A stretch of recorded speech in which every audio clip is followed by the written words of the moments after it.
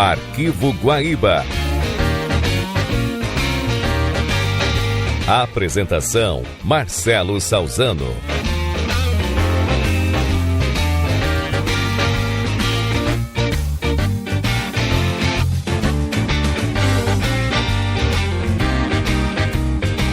Tudo bem, meus amigos? Está no ar o Arquivo Guaíba. Hoje vamos prestar uma homenagem muito especial a Mário Mazeron, um dos maiores locutores da história do Rio Grande do Sul, narrador de turf, e relembrar momentos marcantes de um importante nome da história da Rádio Guaíba.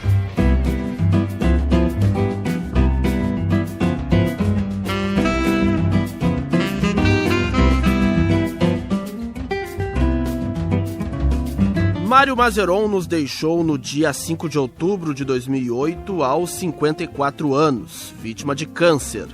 Além da Guaíba, onde permaneceu por 19 anos, teve passagens ao longo de sua carreira pelas rádios Itaí, Gaúcha, Pampa e da Universidade Federal do Rio Grande do Sul, a URGS.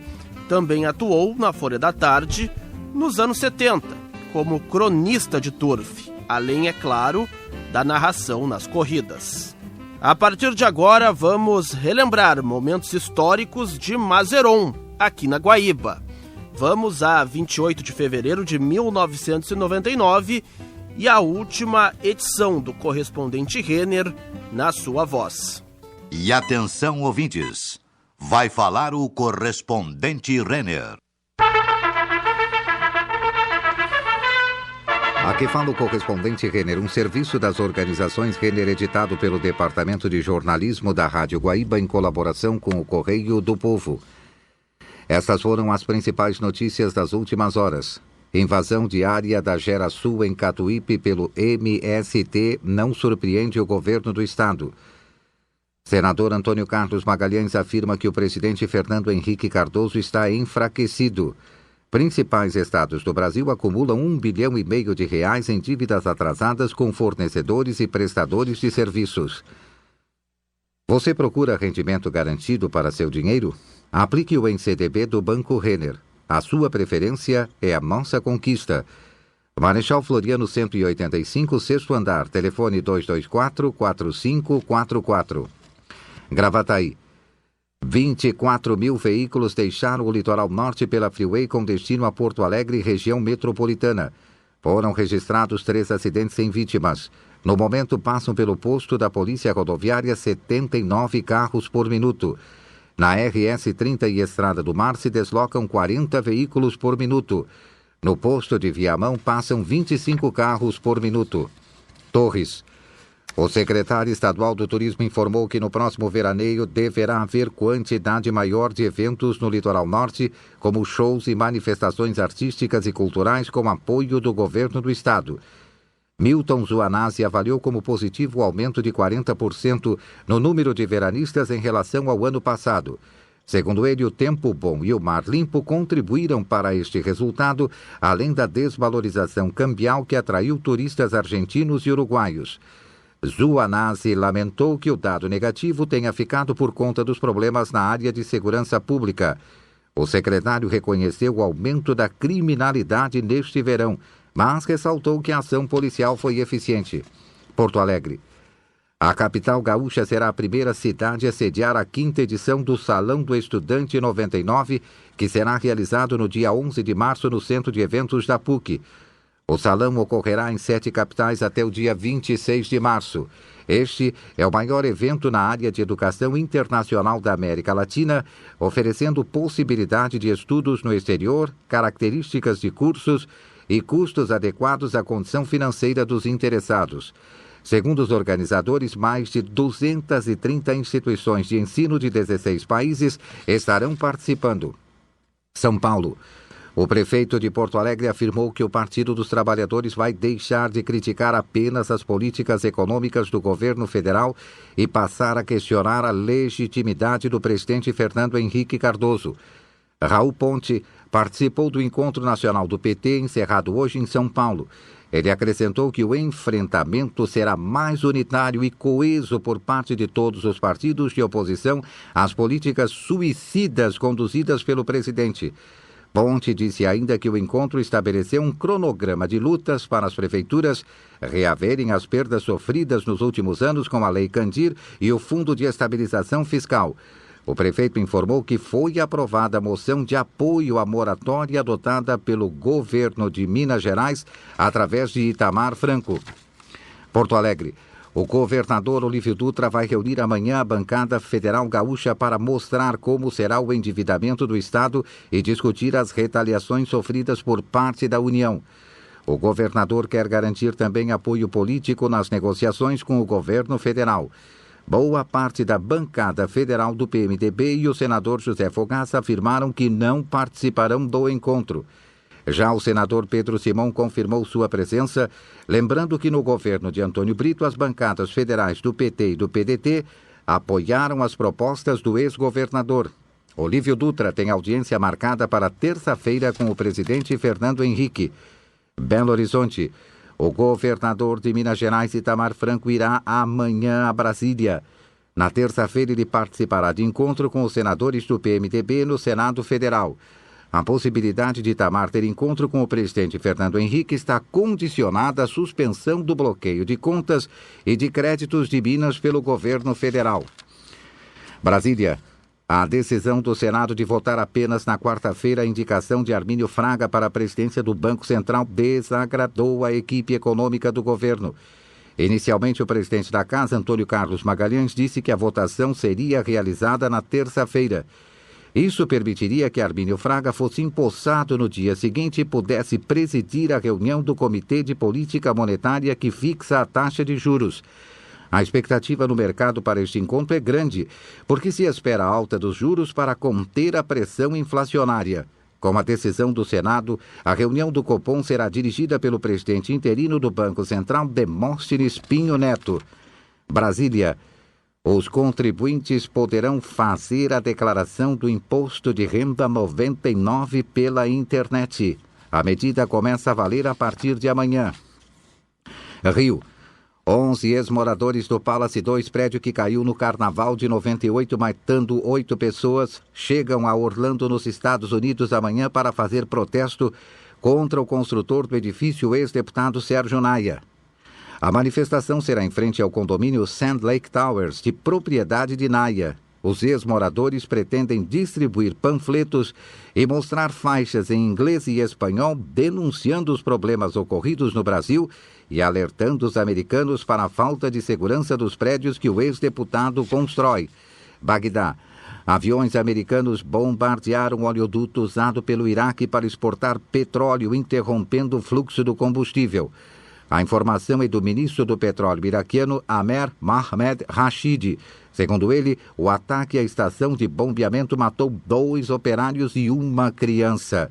Os Estados Unidos reconheceram o bombardeio, alegando que foi resposta a disparos das defesas antiaéreas iraquianas. O cartão Renner é totalmente grátis, sem taxas nem anuidades. E você paga tudo em 5 vezes sem entrada e sem juros pelo preço à vista. 8h37. Tempo parcialmente nublado em Porto Alegre. Umidade relativa do ar, 73%. Pressão atmosférica, 1.008 hectopascais. O 8º Distrito de Meteorologia prevê para as próximas horas tempo parcialmente nublado. Temperaturas entre a mínima de 22 e a máxima de 33 graus. Ventos do quadrante leste, fracos a moderados. Temperaturas extremas registradas hoje em Porto Alegre, mínima 21 graus 8 décimos, máxima 31 graus e meio. No interior, mínima 13 graus 8 décimos em Bom Jesus, máxima 33 graus 4 décimos em São Luís Gonzaga.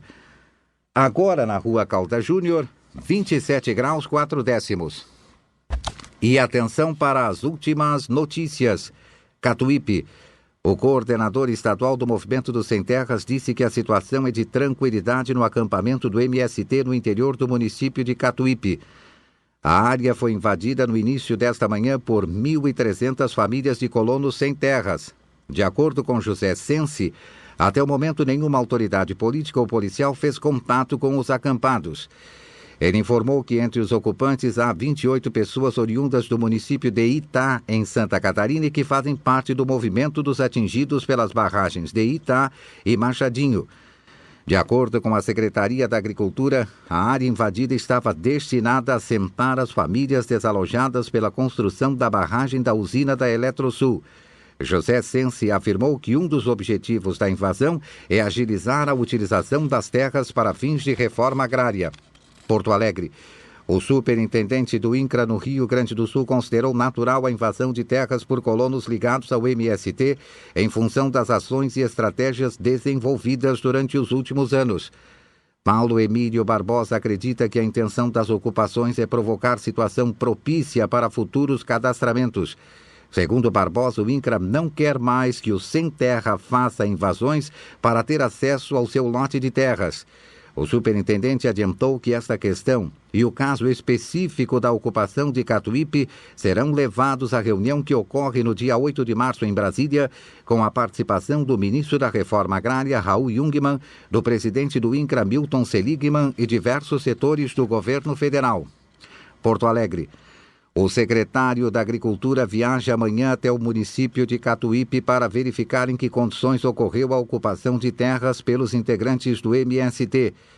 José Hermeto Hoffmann disse que a intenção é saber a origem das famílias que participaram da invasão e se, de fato, existem pessoas procedentes do movimento dos atingidos pelas barragens de Itá e Machadinho para quem a área estava destinada. Hoffmann informou que irá colocar o governo do estado à disposição do acampamento para atender às necessidades de infraestrutura das famílias. Piratuba.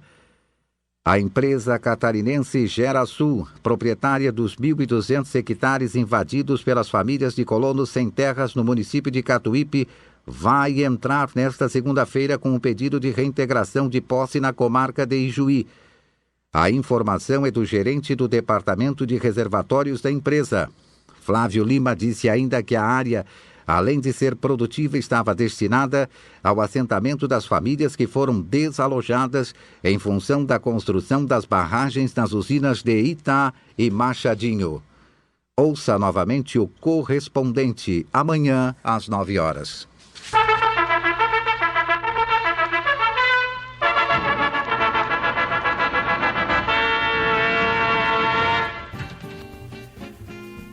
Mário Mazeron também se consagrou no turf e narrou corridas históricas. O Grande Prêmio Bento Gonçalves de 2006 é um exemplo disso.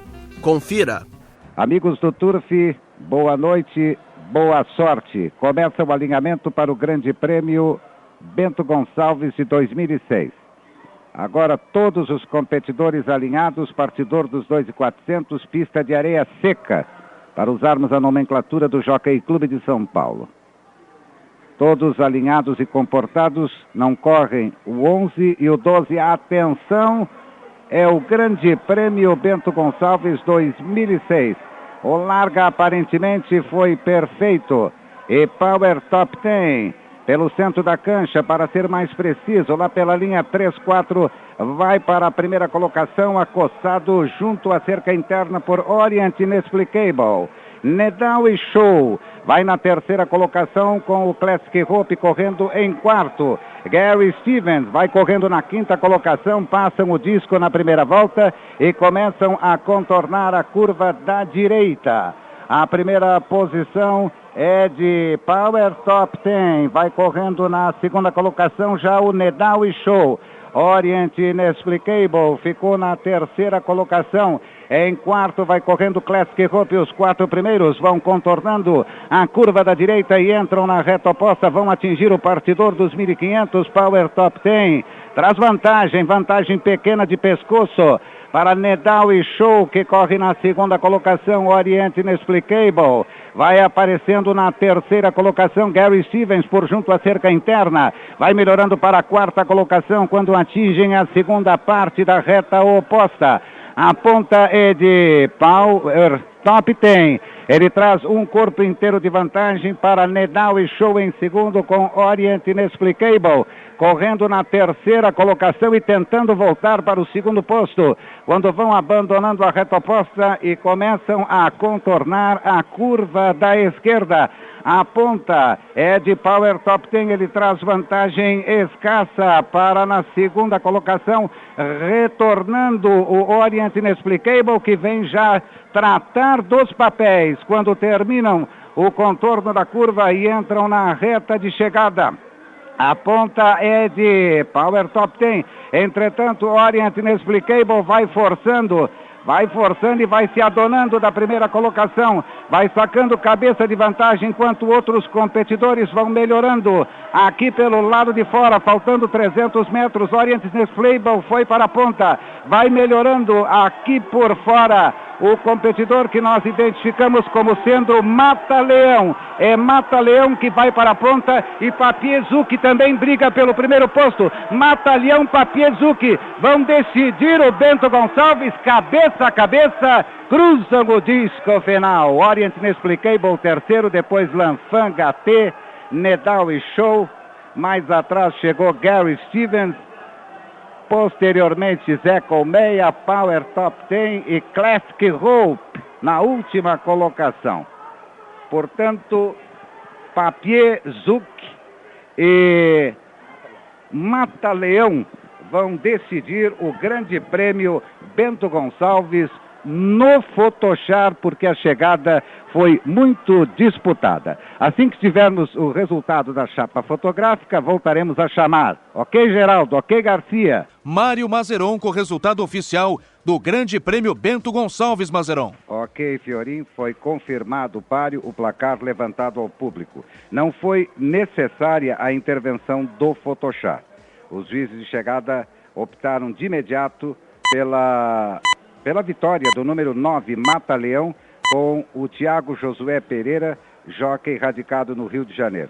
O ganhador... Mazeron. Oi. Anuncia o ganhador, por favor. O ganhador é treinado por Sidney Benítez, defende as cores dourado, detalhes, gola, punhos e boné preto, do Estúdio 52. É um castanho 5 anos, Mato Grossense do Sul, por Esqui Champ Jandira Baby, essa é uma filha de Rasputin, criação do Aras Ponta Porã.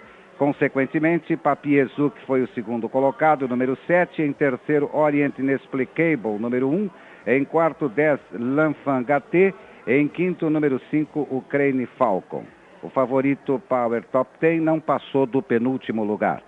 Não correram o 11 Zafa e o 12 Talento 1000. O tempo para os 2.400 Areia Seca, 2 minutos, 31 segundos e 6 décimos. Ô Mazeron. Oi. O que houve com o Top Ten? Ele vinha na frente, ele sentiu alguma coisa e parou, não? Aparentemente ele parou. Ele inclusive estava muito bonito no canter. E liderou a carreira praticamente até a entrada da reta. E aí deu por cumprida a sua missão. Havia um boato, e esse boato se confirmou, que ele não estava bem, que ele não iria à pedra. Esse foi o termo usado por grande maioria dos carreiristas. E, de fato, isso se confirmou. Ele não foi à pedra, ou seja, não está entre os 5 primeiros colocados. Finalizou na penúltima colocação. Portanto, vitória de Mata-Leão, por vantagem escassa, sobre o número 7, Papiezuki. Terceiro, Orient Inexplicable. Quarto, Lanfan Gatê. Quinto, o Crane Falcon, 2,31 e 6 décimos. Está contada a história de mais um Grande Prêmio Bento Gonçalves. Nos anos 2000, a Rádio Guaíba fez uma forte campanha de conscientização ambiental no programa Guaíba Ecologia. Confira na locução de Mazeron.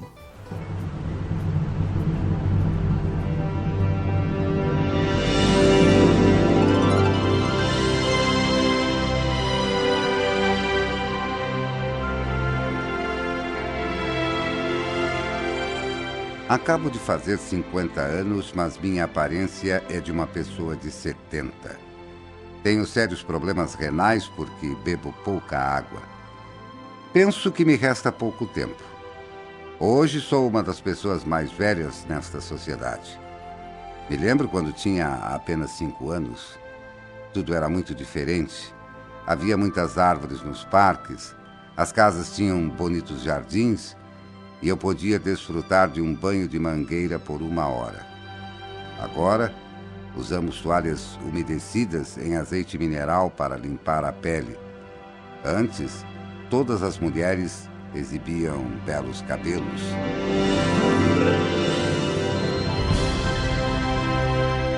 Agora devemos raspar a cabeça para podermos mantê-la limpa sem usar água. Antes, meu pai lavava carro com a mangueira. Hoje não acreditamos que a água já foi utilizada dessa forma. Lembro que havia muitos anúncios que diziam: cuidemos da água, sem que ninguém lhes desse crédito. Pensávamos que a água jamais se acabaria. Agora, todos os rios, barragens, represas, lagoas e aquíferos estão irreversivelmente contaminados ou extintos. Antes, a qualidade de água indicada como ideal para beber era de 8 copos ao dia por pessoa adulta. Hoje, só podemos beber meio copo. A roupa é descartável, o que faz aumentar a quantidade de resíduos sólidos produzidos.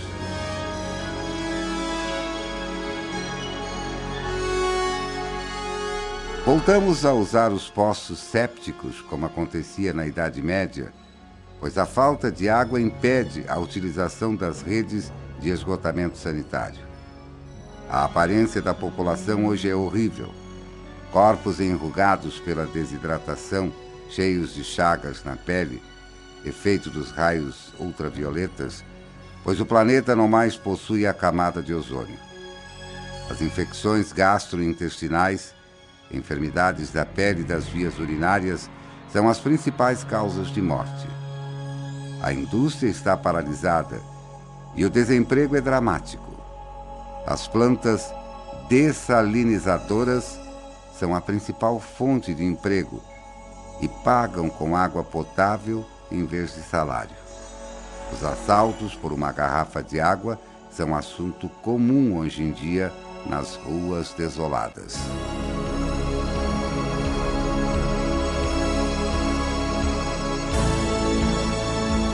A comida é 80% sintética. Devido ao ressecamento da pele, uma jovem de 20 anos parece ter 40. Os cientistas investigam, porém, não há solução possível. Não se pode fabricar água. O oxigênio também está escasso por falta de árvores. A escassez de oxigênio contribui para diminuir o coeficiente intelectual das novas gerações. A morfologia do espermatozoide de muitos indivíduos sofreu alteração. Como consequência, existem muitas crianças com insuficiências, mutações e deformidades. O governo nos cobra pelo ar que respiramos, 137 metros cúbicos ao dia por habitante adulto.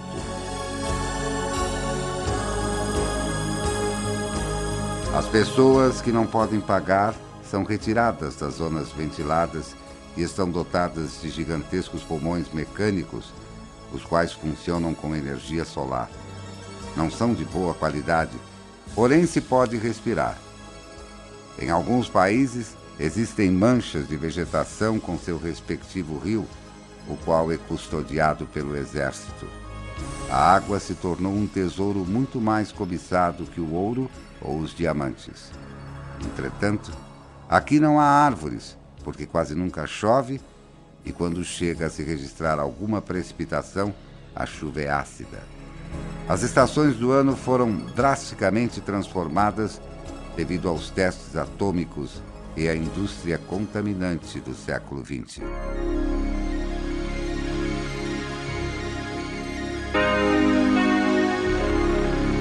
Foram tantas advertências para se cuidar do meio ambiente, porém ninguém deu crédito a isso. Quando minha filha me pede para que eu fale de quando era jovem, eu descrevo como eram bonitas as matas, falo da chuva, das flores, e como era agradável banhar-se e poder pescar nos rios. Ela me pergunta: papai, por que a água se acabou? Então sinto um nó na garganta. Não posso deixar de me sentir culpado, porque pertenço à geração que acabou de destruir o meio ambiente ou simplesmente não levamos a sério tantas advertências.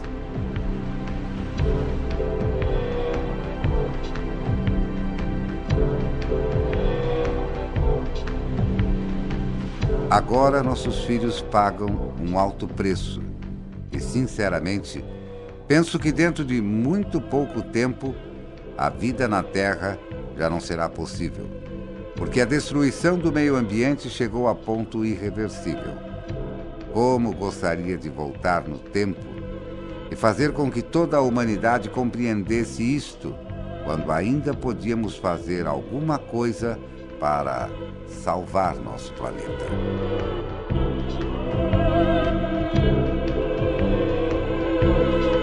Documento extraído da revista Crônica de los Tiempos. Talvez ainda hoje tenhamos tempo de que essa carta não passe de uma simples ficção. Se começarmos a agir rapidamente em defesa do nosso ambiente, com ações concretas e exigindo dos governantes políticas públicas de preservação ambiental. Caso contrário, a carta poderá ser escrita bem antes de 2070. Fica a reflexão para a semana, mas sem pessimismo, pois nós sabemos que, unidos e mobilizados, somos fortes.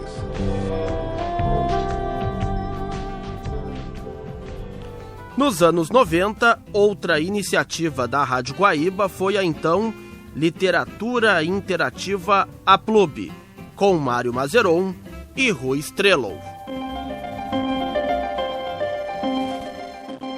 Literatura Interativa Aplub, apoio Sistema Guaíba, Correio do Povo e Procergues. Você vai ouvir agora mais um capítulo do primeiro conto interativo da literatura brasileira, O Fascínio, do escritor Tabajara Ruas. Acompanhe a história na Rádio Guaíba AM todas as segundas e terças, às 11h30 da manhã, aos domingos no Correio do Povo e no site da Aplub na internet. No final de cada capítulo, 2 sugestões de continuação para você escolher, via internet ou por telefone. Resumo do capítulo número 1. Lino, um corretor de imóveis em dificuldades financeiras, recebe misteriosa herança. Uma estância em Touro Passo, perto de Uruguaiana, na fronteira com a Argentina. Opção mais votada.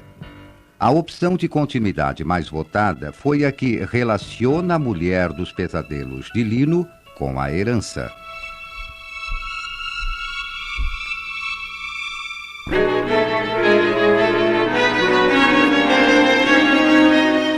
O Mitsubishi avançava pela BR-290 a mais de 100 por hora, na manhã fria e brilhante. A cerração subia da terra úmida. As fazendolas e coxilhas se alternavam com aguadas e sangas cheias de pássaros. Me lembro deles vagamente. Eu era muito guri. Vieram para um aniversário ou batizado, não me lembro mais. Estavam de óculos escuros e tinham acabado de fumar o primeiro cigarro. Já vão mais de 30 anos. Não levantaram cedo, mas estavam bem dispostos, particularmente Bento. Decidira que poderia deixar de ir 2 ou 3 dias na faculdade. Estava calado, como de costume, mas a novidade o deixara mais leve. O advogado disse que estão nos esperando na estância, mas não é fácil de chegar lá. Depois de Harmonia, vamos pegar pelo menos 1 hora de estrada de terra. Almoçaram com calma em São Gabriel e depois retomaram a viagem. Às 5 horas, atravessaram uma ponte sobre o arroio Touro Passo e na primeira estrada à direita entraram. um tanto alvoroçados. Começava a escurecer quando viram o letreiro de ferro. Brilhava uma luz. Pararam o carro na frente da casa e desceram. Não havia ninguém, mas ouviram um rosnar. Um cão negro e enorme se encrespava num canto da varanda. Quieto, Rex! A voz vinha do mesmo lado, de um homem velho, pequeno e seco como um pedaço de charque. São os donos? Foi tirando o chapéu, oferecendo os cabelos brancos e tristes. Chamava-se Libindo e foi capataz de seu José Francisco Matias Rodrigues Paes por mais de 50 anos. Estava esperando seu Bertolino. Sim, senhor, tenham a bondade de passar. O moço é seu filho, não é? A casa estava limpa e bem cuidada. Andaram por ela com estranheza. Examinaram os móveis antigos, os retratos nas paredes. Lino abriu uma porta e uma adolescente de cabelos negros, arrumando uma cama, voltou para ele o rosto de Índia. Minha neta, disse o velho Libindo. Lino ficou com a cama de casal, Bento com um quarto só para ele. Tomaram um banho precário e chamaram Teresa pelo celular. Exageraram nas descrições. Deram boas risadas e sentiram-se bem como há muito tempo não se sentiam. Ao jantar, Lino comoveu-se com o sabor da sopa. Ficou desconcertado com o gosto do carreteiro. Elogiou a comida, viu que Bento não se incomodava com suas manifestações. Que maravilha! Nem televisão tem aqui! O velho Libindo, quieto num canto, se mexeu. No meu ranchinho tem uma, doutor Bertolino. Se o senhor, de jeito nenhum. Nada lhe estragaria a primeira noite. Depois de beber café, sozinho no quarto, pensou na neta do velho. Onde ela dormiria? Começou a mexer nas gavetas da cômoda, vazias. Numa delas, um envelope cheio de fotografias amareladas. Derramou o conteúdo sobre a cômoda. Junto com as fotos caiu uma faquinha. Cabia quase toda na palma da mão. Ouviu os ganidos de um cão. Aproximou-se da janela. Pela vidraça, viu um homem parado no pátio, a uns 50 metros dali. Pensou que fosse o velho Libindo, mas era mais corpulento. Estava embaixo do umbu, mas a lua cheia derramava uma luz vívida que escorregava como água na capa negra e no chapéu negro. Olhava para a casa sem se mexer. Na verdade, olhava na sua direção, para a janela onde estava, fixo, penetrante. Havia algo de desagradável naquilo. Não sabia direito quantas pessoas moravam na estância. Não perguntara para o velho. Ficou olhando para o homem parado lá fora. Resolveu ir até a sala e perguntar ao velho Libindo quem era. Libindo já tinha ido para o seu rancho. Voltou ao quarto, apanhou o revólver na maleta e olhou pela janela. O homem não estava mais. Rex parara de ganir.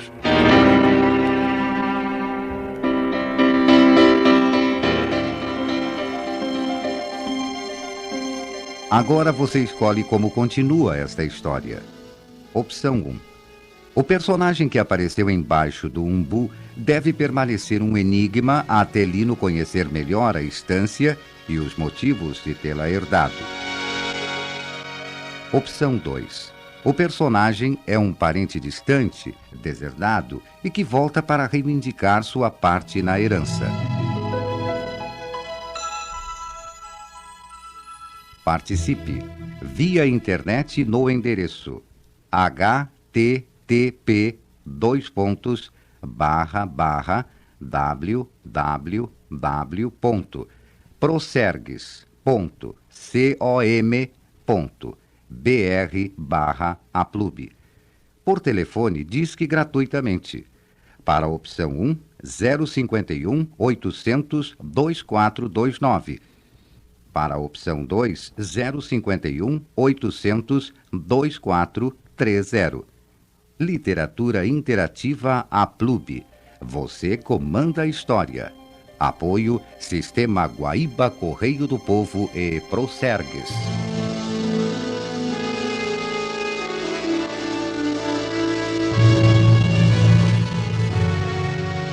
Agora você escolhe como continua esta história. Opção 1. Novos pesadelos atormentarão Lino e ele começa a sentir-se próximo de uma revelação. Opção 2. O segredo está nas fotografias amareladas e Lino busca uma maneira de identificar as pessoas nas fotos. Participe via internet no endereço www.prosergues.com.br/aplub. Por telefone, disque gratuitamente. Para a opção 1, 051 800 2429. E para a opção 2, 051 800 2430. Literatura Interativa Aplub. Você comanda a história. Apoio Sistema Guaíba Correio do Povo e Prosergues.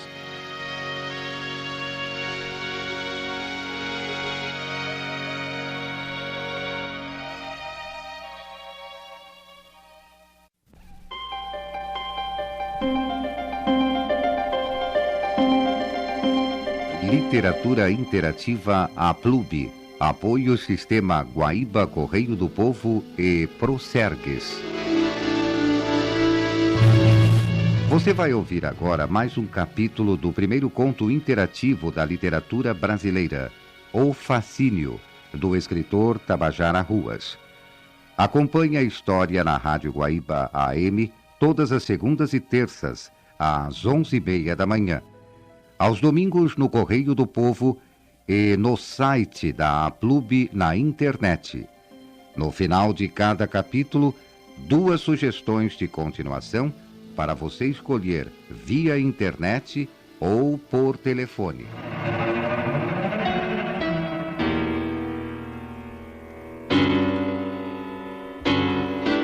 Resumo do 4º capítulo. Lino vai à Uruguaiana e fica sabendo que houve um crime na estância. 20 anos antes, uma família inteira foi assassinada. O misterioso visitante não voltou. Lino passa uma noite angustiado. Regressa a Porto Alegre com Bento.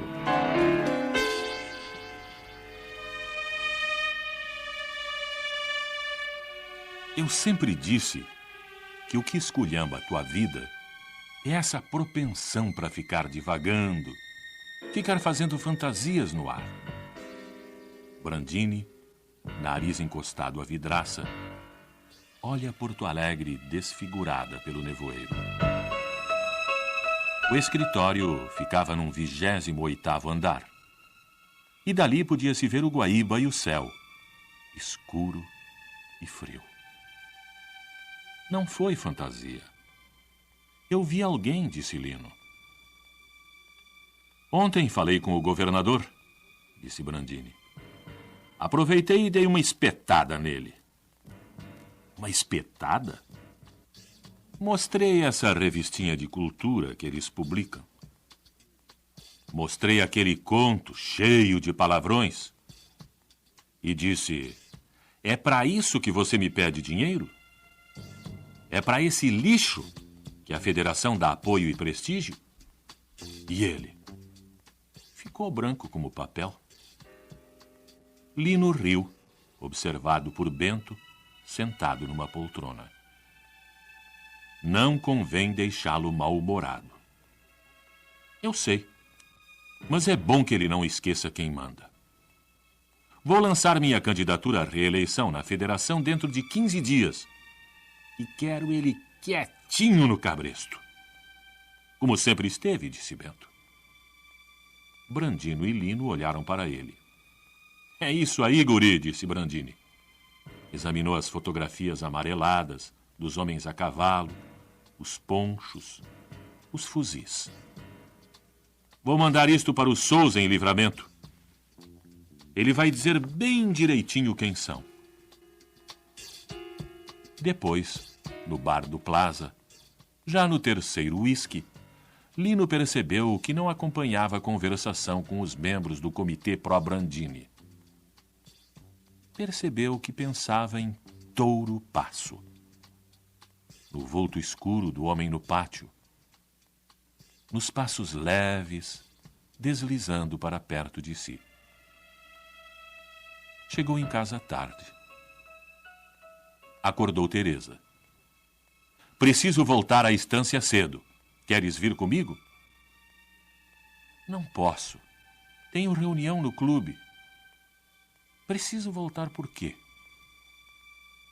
Acho que tenho interessado na compra. O Valdelino me disse que tinha uma proposta. Mas precisa ir até lá para isso? Tu sabes como é o pessoal do interior. Eu não sei nada. Tu ias gostar da estância. Amanhã não posso ir. Lino perambulou pela casa, ligou a televisão, observou Bento falar longamente com uma namorada ao telefone. Percebia que a insônia rondava. Tomou uns comprimidos, examinou papéis na escrivaninha, encontrou a fatura do carro e a carta do vendedor. Aquele palhaço não perdia por esperar. Aproximou-se da janela e ficou olhando a rua. Ouviu o ruído dos carros passando longe, via a sombra dos edifícios, as luzes nas janelas. Porto Alegre também resistia ao sono. Também se preparava para uma longa noite de espera. Seria bom voltar sozinho, atravessar a solidão do Pampa sem ninguém para interromper seus pensamentos. Ajustou o despertador para 6 horas. Já tomara uma decisão. Em Uruguaiana, procuraria a Dona Conchita. Os comprimidos começaram a fazer efeito. Despiu a roupa, percebeu que não se banhara, mas as forças já lhe faltavam. Deixou-se escorregar para o adormecimento, como quem mergulha numa banheira de água morna. Talvez não estivesse ainda adormecido, pois lembrou-se de que tinha medo de Dona Conchita. Era uma bobagem, mas os anos passaram e o medo estava lá dentro, inteiro e conservado como uma múmia. Desde criança, ouvia dizer que Dona Conchita roubava cheiro do corpo de moça adormecida para fazer um perfume que enlouquecia os homens de 40 anos e os levava a se enforcarem com a gravata em quartos de hotel nas longas tardes de inverno da fronteira, quando o minuano bate nas janelas e assobia como alma penada nas ruas desertas.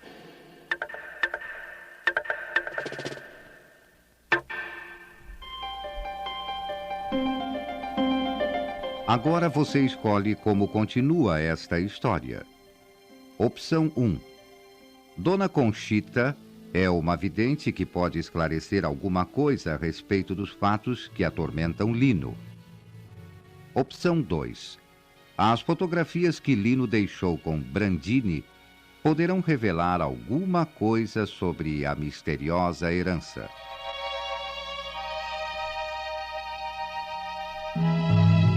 Participe via internet no endereço http://www.procergues.com.br/aplube. Por telefone, disque gratuitamente. Para a opção 1, 051 800 2429. E para a opção 2, 051 800 2430. Literatura Interativa Aplube. Você comanda a história. Apoio Sistema Guaíba Correio do Povo e Procergues.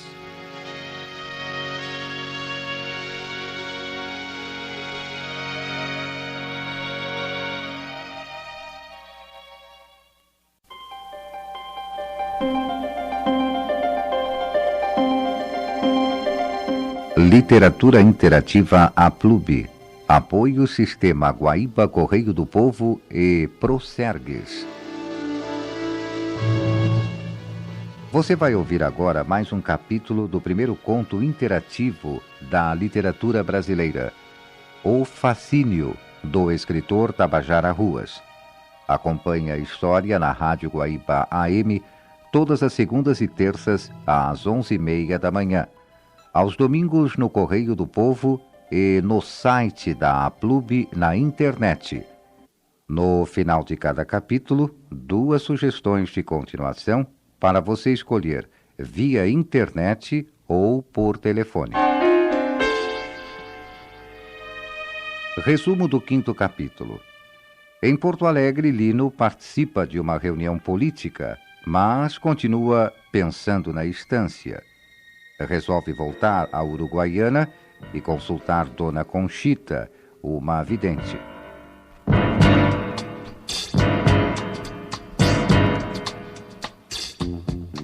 Atravessou o estado com o pé fundo no acelerador, olhando fixamente para a frente, agarrado ao volante. À 1h passou pela porteira com o letreiro de ferro. Estacionou no pátio e deixou Rex lamber seus sapatos. Aceitou o almoço que Libindo ofereceu. Seguiu a neta dele com os olhos e dormiu uma sesta até às 4h. O homem apareceu, seu Libindo? Não, senhor, seu Bertolino. Não apareceu ninguém estranho aqui na estância. Bueno, eu vou à Uruguaiana e volto tarde da noite. Dona Conchita morava numa casa perto da ponte, com uma empregada negra, quase tão velha como ela. Recebeu-o numa sala escura cheirando a incenso. Dona Conchita estava tão enrugada e emagrecida que a pintura exagerada em seu rosto parecia flutuar no ar morno. Eu ando vendo um homem. Ele aparece no pátio da estância. Mas só eu vejo ele, Dona Conchita. Ninguém mais. Isso é bom, meu filho. Isso é bom. Lino soube que ainda tinha medo dela. Bom? É a sua capacidade psi. Isso é bom. Capacidade psi?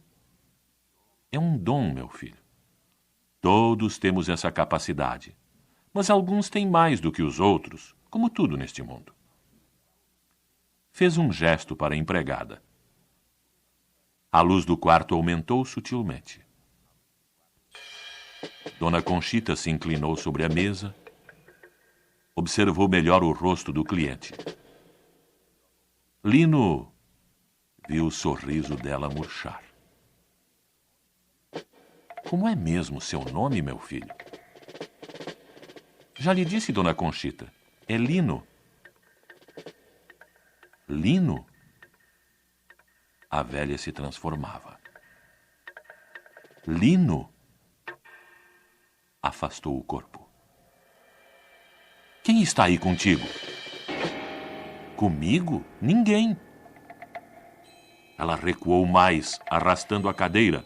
A voz cresceu. Tem um homem aí contigo. Quem é? Eu vim sozinho, dona Conchita. Mentiroso! Berrou a velha. Mentiroso! E bateu com a mão magra na mesa.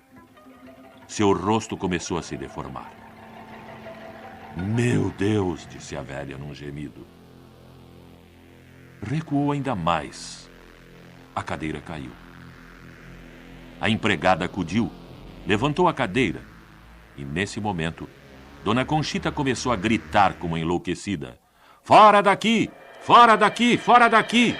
Em nome de Jesus, fora daqui! Em nome de Jesus, fora daqui! Fora! Fora! Fora! Crispada, mãos em garra, amparada pela negra que arregalava os olhos para Lino, estremeceu num espasmo de pânico e começou a gritar. Desvencilhou-se dos braços da empregada, caiu no chão e arrastou-se pelo tapete até sair da sala e bater com a porta. Lino e a empregada ficaram se encarando. Lino deu meia volta e saiu para a rua. Entrou no carro. Afastou-se com os pneus guinchando. A cidade acendia suas luzes. Estacionou num lugar quieto. Acendeu um cigarro. Ficou olhando a ponte. Velha desgraçada! Quando ficou calmo, voltou ao centro. Passou no Estoril. Ninguém conhecido. Ótimo! Bebeu um uísque puro no balcão e pensou que poderia ir a Libres comer uma parrija. Poderia mais. Poderia passar no cabaré da Gringa e relaxar. Era isso. As mulheres lá eram limpas e bem selecionadas. A Gringa era uma cafetina de bom gosto. Atravessou a ponte numa marcha lenta, com o cigarro nos lábios. Jantou no Las Carretas, observou durante alguns momentos um jogo do Boca na televisão e depois foi bater na porta do bordel da Gringa. A porta foi aberta por uma mulher imensa, apertada num vestido vermelho, com a flor amarela presa aos cabelos. Lino custou a perceber que era um travesti, que exalava um perfume viscoso, que perguntava com trejeito estudado e olhos impassíveis: "Em que le puedo servir, precioso?"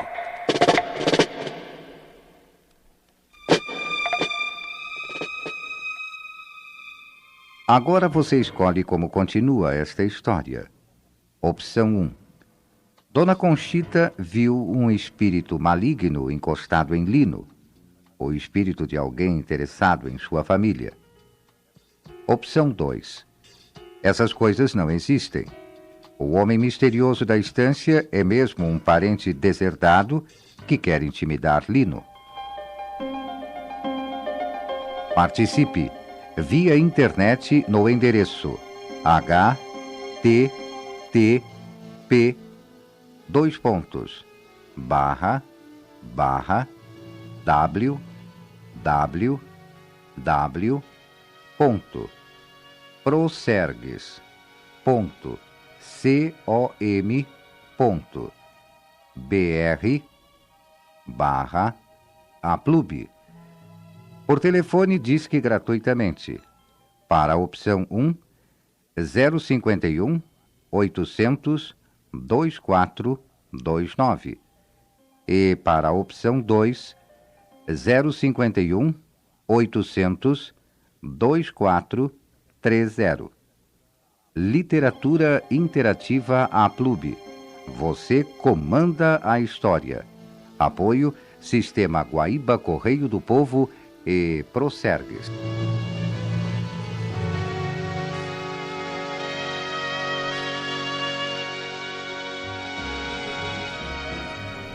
Arquivo Guaíba, mesa de áudio Rafael Baldez e Davidson Rosa. Edições Guilherme Silveira. Coordenação de esporte Rafael Pfeiffer. Gerência de jornalismo e esporte Rafael Sequim. Direção-geral Claudinei Girotti.